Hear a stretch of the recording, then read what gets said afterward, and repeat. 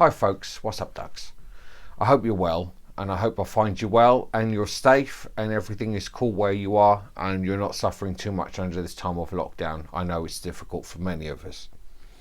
Okay, let's get straight into it. So I've been thinking about this video for a long time, and the debate, free speech or censorship, is a subject which has cropped up a lot over the last few weeks, especially after the putsch or insurrection in Washington on the 6th of January 2021. So where do I fall? Well, it's a difficult one. Where do I fall? I know it's nice to see people like Alex Jones be deplatformed, but he still has a website and he still puts his content out there, and if you want to see him, you can find him. So there's a lot of us on the left who like the deplatforming of right-wing hate mongers, conspiracy theorists and all the rest of it. But the problem with deplatforming and censorship of these platforms is it cuts both ways. And 9 times out of 10 it comes back on the left far more than it does the right. So if we take a situation like Stephen Crowder, for instance, his channel is still up on YouTube. I'm not sure, but I think he's still monetized. Ben Shapiro, he is one of the most popular people on Facebook. He spouts conservative nonsense. And he's not been deplatformed, but a lot of people on the left would like to see him deplatformed. Stephen Crowder, I've got no time for Stephen Crowder, he's a dick. But as we've seen recently, as I've said, it comes back and hits the left in the face as well. So up until about 2 or 3 weeks from the recording of this vlog, people like Jamal Thomas and Status Quo on YouTube had their platforms either censored, or some of their videos censored, or were demonetized. And Jamal Thomas, who I follow avidly on YouTube because I love his political commentary, he was demonetized and then had his channel sort of suppressed. And Status Quo had one of their videos suppressed, which is a bit odd because the national legacy media in America was showing the video that was taken down by YouTube that Status Quo's independent journalist had shot of the Capitol storming. And a couple of other people whose names I forget off the top of my head, who were left-wing journalists and video photographers, had their platforms demonetized and also taken down. So this is the problem with free speech. You either accept it or you don't. You either have constraints on it or you don't. And if you have constraints on it, you must accept that it's going to swing both ways, with people coming under pressure to have their sites demonetized and platforms taken down. This is the problem we find with censorship and free speech with platforms like Twitter, Facebook and YouTube. So my channel, for instance, I launched my Lenny Auckland channel, which is still up on YouTube if you want to go check it out, to talk about trans issues, LGBT stuff and the politics, and mainly politics that I wanted to share. After about 6-8 months of doing it, I was demonetized. YouTube said I've got to make 10,000 views or 100,000 subscribers before they'll even consider for my monetization. And that was the same for this channel, All of Scory Auckland. As soon as I set it up, it was demonetized. Now, YouTube don't like you going to independent media sources like me for your news, like Carl Kalinske, like Jamal Thomas. They like you to go to CNN, MSNBC, BBC, Channel 4, Independent, Telegraph, The Sun, papers and platforms like that. They push the algorithm on the platform to those sites to isolate these particular videos, these particular progressive channels who talk about politics and current affairs. Now it's really annoying because I don't like the way this swings backwards and forwards. They go for a few on the right and everybody on the left celebrates, and then they go for the left, and it's full scale. Now a lot of people on YouTube are waiting to have their platforms taken down, to be censored, to be demonetized again. People like Jimmy Dore and Minority Report, David Pakman, people like that. They're waiting for their sites to be taken off by YouTube. YouTube fell for the line that the legacy media were pumping out at the time, going back 3, 4, 5 years, where the legacy media, CNN, BBC, would do hit pieces on YouTube by saying, have you seen what's on their platform? Have you seen the content they have on there that advertisers advertise on?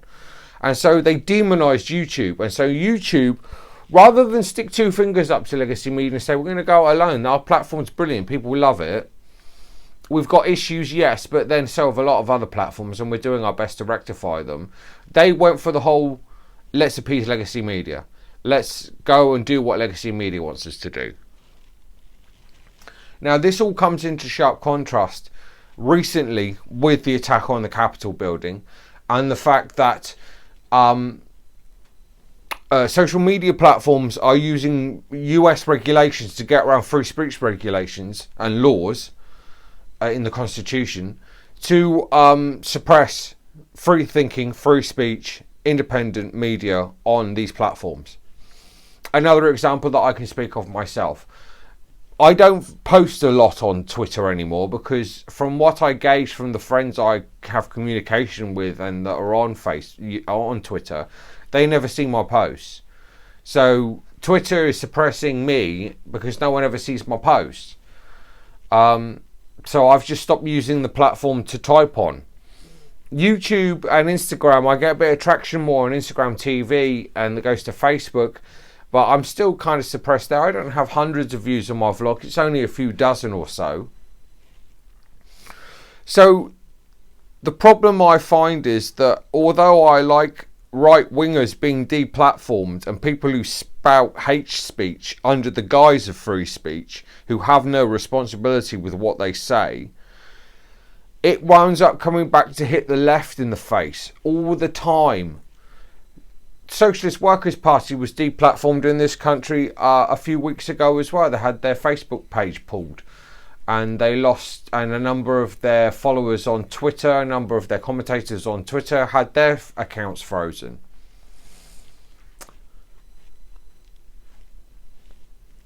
It's not good. So it swings both ways. So I think really at the end of the day, you either have free speech and you tackle the hate that comes with that free speech and you meet it head on with argument and debate, reasoned argument and debate, or you censor them and then have the left censored even more so. This is the main reason, because after the Capitol stormings, it looks like Biden is looking to do some sort of grand new Patriot Act with social media in mind. And that will come for left-wing contributors and independent media, because a lot of them have been online talking about the things that Biden has got wrong in his presidency so far, some of the corruption surrounding his so-called corruption surrounding his family. Issues like that. His pick for cabinet posts. His refusal to do Medicare for all. To pull out of the wars. That looks like that's going to continue. So if you're pro-Palestinian, anti-war, Medicare for all, and in that vein also progressive in a number of different ways, you get suppressed. You get your channel demonetized. You get deplatformed because they can't have that sort of commentary out there influencing people. So I think, like a lot of people have said, social media platforms need to be the new commons and regulated in such a way that they allow for an expression of free speech but not hate speech. So if you're just being nasty to someone, you can have your site taken down. But if you're putting reasoned arguments, whether they be left-wing or right-wing or centrist, liberal, socialist, communist, you can have that debate as long as you're not just hating on each other. But this is the problem we find with the censorship and the free speech that we have. Companies have a statutory care to their customers, as it were, and they are not necessarily a commons to speak in on a social setting. They are a business and they have terms and conditions, and because of those terms and conditions they can use them as subtly as they like to suppress you, to demonetize you, to deplatform you. I don't know how we get around this unless we have a proper debate in the media about social media. And I don't just mean in the legacy media, I also mean in independent media as well. And these two need to come together somehow. But legacy media doesn't want it because they don't want a narrative that goes against their narrative. They're pushing out propaganda and a narrative to you that they want you to think of how they want you to think and feel about particular subjects. And if there's someone giving an alternative perspective with facts as well, they don't want that, because that destroys the narrative that the mainstream media is trying to come up for you. So as I said, I've been all over the place. I don't like fascists, and I don't like listening to them bleat on online. You must fight fascism. You must fight it head on. But in a free speech society, they can be free to say what they like and not censored. As long as they're not hating. As long as they're not just pumping out bile. So if they're just reasoned debate, that's different from hating. And we need to somehow come to an arrangement where those who are basically being nasty and hating get deplatformed, get censored. And those who are using argument and political debate and reason can be listened to and heard. And that goes for all types of media, whether it be legacy or independent. So my thoughts are still kind of confused. But I understand why we have free speech. And although I may not like what you say, I will defend your right to say it. And so if we need to address this left-wing lurch attack from the right and the legacy media to deplatform and defund these media sites, these people like Jamal Thomas, we need them. We need the media to. Well, I don't think they're going to address it. I think they're always going to be opposed to independent media. I think that's how they see it. That's their role. They are to dumb down independent media, say they're all conspiracy theorists, ignore them, they're fearmongers and all the rest of it. Just watch us. We're authoritative. This is CNN. I don't watch legacy media. I watch a lot of independent media. I think I get an all-round better perspective on stuff. I watch American and British stuff. Novara Media, Owen Jones, Jamal Thomas, Secular Talk, sometimes a bit of TYT, but not so much nowadays. We need these voices heard. So if you're on YouTube, search these channels out. Look for them. Don't go to what the YouTube algorithm pushes you towards. Try and explore if you can. It's going to be difficult because the algorithm on YouTube doesn't allow you to do it. As you may know, trying to search for some of my content online, as some people do. You have to type in my whole name before my site comes up on YouTube. It doesn't give you the option to click below. So yeah, those are my thoughts on free speech and censorship. Maybe a bit garbled, but I hope you get the picture. We need to have free speech to some degree or another. And we need it so it's all encompassing. Don't hate, but reasoned debate and understanding. And then I believe that way we can come to a better understanding of social media and get rid of all the hating. It is a problem with the hate. It's what makes people feel uncomfortable. So we need to try and address that and get rid of it. So free speech, and I defend your right to say what you say, even if I disagree with you. So those are just my thoughts. Please like, share, subscribe, and I will see you again soon, folks. Goodbye.